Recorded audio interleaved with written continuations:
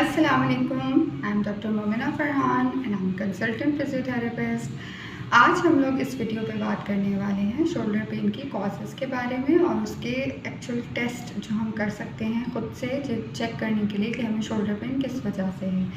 ठीक है, हम कुछ टेस्ट करेंगे और सीखेंगे। शोल्डर पेन ज़रूरी नहीं है कि शोल्डर की अपनी लोकल कोई वजह हो जिसकी वजह से हो। समटाइम ये पेन जो होता है वो नेक की वजह से भी हो रहा होता है और ज़रूरी नहीं है कि अगर शोल्डर पेन है तो वो फ्रोज़न शोल्डर ही है, जो कि बहुत ज़्यादा मिसकंसेप्शन है कि जब भी पेन स्टार्ट होता है तो हम लोगों को यही लगता है कि शोल्डर पेन जो है वो हमें फ्रोज़न शोल्डर हो गया। तो सबसे पहला टेस्ट जो हम इसके लिए करेंगे वो है फोरामिनल कंप्रेशन टेस्ट कहते हैं उसको। उसमें हम चेक करते हैं कि जो पेन हो रहा है वो नेक की वजह से तो नहीं हो रहा। तो इसके लिए हमें करना ये है कि अगर फॉर एग्जांपल लेट्स सपोज कि मेरी राइट शोल्डर पे पेन है तो अब हमें चेक करने के लिए स्ट्रेट बैठना होगा। ठीक है, और उसके बाद हमने अपने शोल्डर हेड को स्लोली जिस साइड पे हमें पेन हो रहा है उसी साइड पे हमें आहिस्ता आहिस्ता बेंड करेंगे। बेंड करने के बाद हम थोड़ा सा अपने हेड को पीछे की तरफ टिल्ट करेंगे। ठीक है, ऐसे करने से अगर हमारा पेन एकदम से बढ़ रहा है और वो पेन हो सकता है कि शोल्डर पे हो सकता है कि वो रेडिएट करता हुआ पूरा आर्म की तरफ जा रहा हो सकता है कि वो नमनेस हो और हो सकता है कि वो पेन जो है यहाँ पे होने के साथ साथ पीछे की तरफ दोनों जो हमारी पीछे वाली जो शोल्डर ब्लेड होता है उसके दरमियान में भी पेन हो सकता है। तो अगर ऐसा करने से एकदम से दर्द बढ़ रहा है और शूटिंग पेन हो रहा है तो वो कॉज हो सकती है कि हमारी नेक में कुछ ऐसी प्रॉब्लम हो रही है जिसकी वजह से नेक में नर्व्स जो हैं वो कंप्रेस हो रही हैं और रेटिकुलोपैथी हो रहा है जिसकी वजह से नर्व्स जो हैं वो दबने की वजह से हमें पेन हो रहा है। So this can be the first cause. अब हम बात करेंगे सेकंड कॉज जो शोल्डर पेन की होती है उसको हम कैसे टेस्ट करेंगे। तो उसके लिए रूज टेस्ट कहलाता है और ये चेक करने के लिए होता है ब्रेकियल प्लेक्सस को। ब्रेकियल प्लेक्सस नर्व का एक ऐसा जाल होता है जो कि सारी नर्व जो कि हमारे अपर लिम्ब को, पूरे हाथों को, इस पूरे आगे के पीछे के एरिया को, नेक को सप्लाई कर रही होती हैं। उसका नर्व्स का एक जाल होता है जिसको ब्रेकियल प्लेक्सस कहते हैं। समटाइम उसके कंप्रेस होने की वजह से दर्द हो रहा होता है। तो उसको चेक करने के लिए एक टेस्ट है रूज टेस्ट। और इसको करने के लिए हमें क्या करना है कि हमने अपने दोनों शोल्डर्स को और अपनी एल्बोज़ को थोड़ा सा पीछे जाएंगे विजिबल हो सके इस तरीके से हमने शोल्डर्स को और एल्बो को 90 डिग्री पे हम लोगों ने बेंड करना है। ठीक है, और फिर थोड़ा सा पीछे की तरफ लेके जाना है। अगर मैं आपको दिखा सकूं तो मैं ये देखें थोड़ा सा हैंड आर्म को पीछे की तरफ लेके जा रहा है। ठीक है, तो इस तरीके से हमने करने के बाद पोजीशन बनाने के बाद अपनी फिंगर्स को ओपन एंड क्लोज करना है इस तरीके से 3 मिनट्स के लिए। ठीक है, शोल्डर्स और एल्बोज़ को फ्लैक्स रखा हुआ है, पीछे करके हमने फिंगर्स को ओपन एंड क्लोज करना है फॉर 3 मिनट्स। कंटिन्यूस हम ऐसे करते रहेंगे। और अगर ऐसा करने से आपको हैवीनेस फील हो रही है आर्म्स में या वीकनेस फील हो रही है तो हो सकता है कि हमारा ब्रेकियल प्लेक्सस कंप्रेस हो रहा है और वो होने के कारण जो है वो कभी कभी मसल्स होते हैं, कभी कभी स्टिफ मसल्स होने की वजह से वो प्रेशर डाल रहे होते हैं ब्रेकियल प्लेक्सस में, या और भी बहुत सारे रीजंस हैं। क्लाविकल के पीछे भी वो कभी कभी दब रही होती है ब्रेकियल प्लेक्सस, तो उसकी वजह से भी पेन हो सकता है। थर्ड जो मोस्ट कॉमन कॉज है वो रोटेटर कफ टेयर का है। रोटेटर कफ टेयर किस वजह से होता है?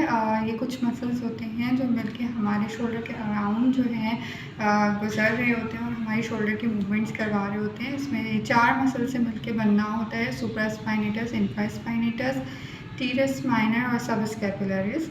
इनका काम जो होता है वो शोल्डर की मूवमेंट्स कराना है। लेकिन कभी कभी ऐसा होता है कि इनमें कोई इनमें से कोई एक या 2 मसल्स या टेयर हो जाते हैं, यानी कि उसमें कोई उसके फाइबर्स टूट जाते हैं, उसकी वजह से भी पेन होता है। और ये इसको चेक करने के लिए इसमें 2 खासकर इंजरीज़ होती हैं, सुप्रास्पाइनेटस की और एक इन्फ्रास्पाइनेटस की। तो सबसे पहले हम चेक करेंगे सुप्रास्पाइनेटस मसल को चेक करने के लिए कि उसमें टेयर है। तो उसको चेक करने के लिए जो हम टेस्ट करते हैं उसको कहते हैं एम्प्टी कैन टेस्ट कहते हैं। इसमें हमने क्या करना है कि हमने अपने आर्म को समझे कि 90 डिग्री पे हम लोगों ने आगे की तरफ फ्लैक्स किया और फिर थोड़ा सा 30 डिग्री हम बाहर की तरफ लेकर आए। ठीक है, 30 डिग्री की तरफ हम लेकर आएंगे और हमने अपने हाथ को जैसे ठीक है, थंब को पॉइंट डाउन कर लेना, ठीक है। पहले हमारा पॉइंट अप था थंब, अब हमने उसको डाउनवर्ड पॉइंट किया और ऊपर से दूसरे हाथ से हमने इसको नीचे की तरफ प्रेशर देना है, लेकिन हमने अपने खुद इस हाथ को रेजिस्ट करना है कि वो नीचे ना जाए। दूसरे हाथ से आप इसको नीचे की तरफ प्रेशर दें और इस हाथ को रोकें कि वो इसी पोजीशन पर रुके। अगर ऐसा करने से आपको शार्प पेन होता है शोल्डर पे तो वो कॉज हो सकती है सुप्रास्पाइनेटस के टेयर की, कि उसमें कोई टेयर आया है। नेक्स्ट जो टेस्ट है वो इंफ्रास्पाइनेटस को चेक करने के लिए है। ये रोटेटर कफ के बारे में डिटेल्स में अगर आप देखना चाहते हैं तो हमारी वीडियो है, मैं नीचे डिस्क्रिप्शन पे शेयर कर दूँगी कि इन मसल्स का क्या काम है और कैसे वो वर्क करते हैं और कैसे उनमें इंजरी आती है। तो अगर आप ये सब देखना चाहते हैं, अगर आप ये टेस्ट करने के बाद इन जो भी मैं अभी आपको टेस्ट बता रही हूँ, इन सब की मैं एक अलग अलग डिटेल वीडियोस शेयर करूँगी इन सब कंडीशंस की, जिसमें उसकी कॉजेज़, उसका ट्रीटमेंट और उसकी एहतियातें, हर चीज़ आपको इंशाल्लाह ताला मिल जाएगी। लेकिन अभी हम सिर्फ टेस्ट पे फोकस करें कि हमें टेस्ट करने कौन कौन से और कैसे करने हैं, तो इसलिए मैं अभी ज़्यादा डिटेल में नहीं जा रही हूँ। इंफ्रास्पाइनेटस नेक्स्ट मसल हमारा है जिसमें टेयर आता है ज़्यादा रोटेटर कफ इंजरीज में, तो उसको चेक करने के लिए हमने ये करना है कि अपनी एल्बो को बेंड करके अपनी बॉडी के साइड पे लेकर आना है। इंफ्रास्पाइनेटस का काम एक्सटर्नल रोटेशन कराना होता है, यानी कि हाथ को बाहर की तरफ रोटेशन जो होता है ना, एक्सटर्नल रोटेशन, तो इसका काम एक्सटर्नल रोटेशन होता है। इसको चेक करने के लिए हमने अपनी एल्बो को 90 डिग्री पे फ्लेक्स करके अपनी बॉडी के साथ लगा देना है, ठीक है। बॉडी के साथ लगाने के साथ साथ हमने इसको बाहर की तरफ, जैसे हम वो पुश करना है, मूव करना है, और दूसरे हाथ से हमने एक अपना दूसरा हाथ इसकी बाहर की तरफ रखना है और हमें इसको रोकना है, ठीक है। हमने मूवमेंट बाहर करनी है अपने हाथ से और दूसरे हाथ से इसको रेसिस्ट करना है। अगर ये करने से दर्द बढ़ रहा है तो हो सकता है कि ये कॉज हो इंफ्रास्पाइनेटस टेयर, ठीक है। ये हमारी थर्ड कॉज थी रोटेटर कफ टेयर के बारे में हम लोगों ने पढ़ा। चौथी कॉज जो है वो एक एक्रोमियोक्लेविकुलर जॉइंट होता है, जिसमें अगर कोई प्रॉब्लम हो तो उसकी वजह से भी शोल्डर पेन होता है। एक्रोमियोक्लेविकुलर जॉइंट बेसिकली ये जो हमारी क्लेविकल या जो कॉलर बोन होती है ये, और पीछे वाली जो हमारी हड्डी होती है, जो हमारी स्कैपुला होती है, इसका ऊपर वाला एक पार्ट होता है एक्रोमियन प्रोसेस, वो मिलकर एक जॉइंट यहाँ आगे की तरफ बनाता है। तो उसमें अगर कभी कभी जैसे कोई इंजरी है, ऑस्टियोआर्थराइटिस भी अगर उसमें होता है, उसकी वजह से भी पेन होता है। कभी कभी कोई इंजरी आ गई है तब भी उस एक्रोमियोक्लेविकुलर जॉइंट की वजह से पेन शोल्डर पे हो रहा होता है। और इसमें हो सकता है कि अगर कोई यंग पेशेंट है तो जैसे जो साइकिलिंग करते हैं, कभी कभी साइकिल से गिरने की वजह से यहाँ पर चोट लग जाती है, उनको ये पेन होता है। कभी कभी जो हैवी वेट लिफ्टिंग करते हैं उनमें ये प्रॉब्लम आती है। और अगर पेशेंट ज़रा सा ओल्ड है तो हम सस्पेक्ट कर सकते हैं कि ऑस्टियोआर्थराइटिस हो रहा होगा इस जॉइंट का। कभी कभी इसमें ऑस्टियोआर्थराइटिस चेंजेस होती हैं जिसकी वजह से भी पेन हो रहा होता है। अब इसको कैसे चेक किया जाए कि शोल्डर पेन आपको एक्रोमियोक्लेविकुलर जॉइंट की वजह से नहीं है तो है या नहीं है, तो इसके लिए हमने अपनी दोनों फिंगर्स को इस तरीके से इंटरलॉक, जैसे हमने ऐसे करके फिंगर्स को एक दूसरे के पास फंसाया, सामने की तरफ रखा, ठीक है। अगेन हमारे शोल्डर हर टेस्ट में बिल्कुल सीधे होने चाहिए।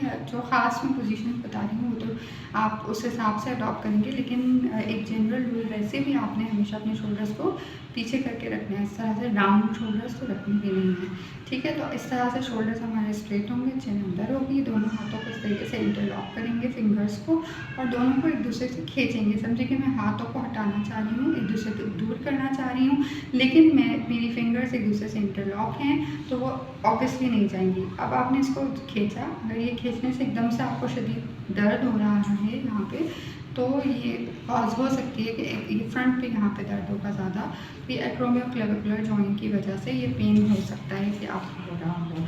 नेक्स्ट जो इम्पॉर्टेंट कॉज होती है वो इम्पेंचमेंट है।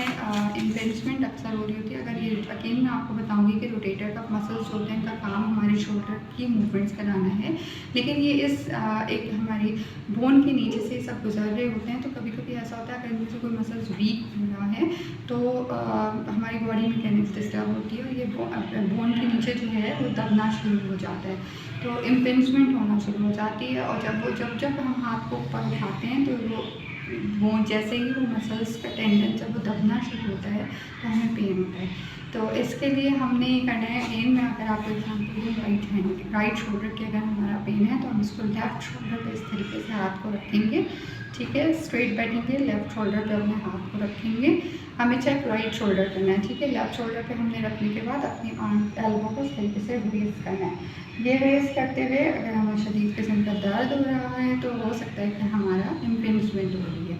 इसके लिए एक और टेस्ट होता है जिसको ड्रॉप आर्म टेस्ट कहते हैं, जो मैं आपको बताऊँगी। ड्रॉप आर्म करने के लिए, टेस्ट करने के लिए हमने अपने शोल्डर, जिस शोल्डर पे भी हमारा पेन है उसको हम लोगों ने पैसिवली जो है वो उठा के ऊपर तक लेके जाना है दूसरे हाथ से। या तो आप जो है किसी और का सहारा ले सकते हैं, कोई और आपका हाथ पकड़ के आहिस्ता आहिस्ता, मतलब कोई और पकड़ा होगा थेरेपिस्ट, तो आप घर पे अगर ये टेस्ट करें तो आप किसी भी घर के फैमिली मेम्बर की हेल्प ले सकते हैं। नहीं तो आप अपना ही दूसरा हाथ इस्तेमाल करते हुए मतलब ये कि आपने खुद से एक्टिवली नहीं उठाना, उसमें आपको पेन होगा, आप पैसिवली उठा के लेके जाएंगे ऊपर तक और फिर आप आहिस्ता आहिस्ता अपने हाथ को एक आपने सपोर्ट हटा ली और आहिस्ता आहिस्ता आप नीचे लेकर आएंगे अपनी बॉडी की तरफ, ठीक है। जब ये हम हाथ को नीचे की तरफ लेकर आएंगे, अगर ये हमारा कहीं पे इम्पिंजमेंट हो रही है रोटेटर कफ मसल्स की, तो उसकी वजह से होगा कि एकदम से किसी भी पोजीशन पे आके इतना सीवियर पेन होगा कि फ़ौरन पेशेंट ड्रॉप कर देगा।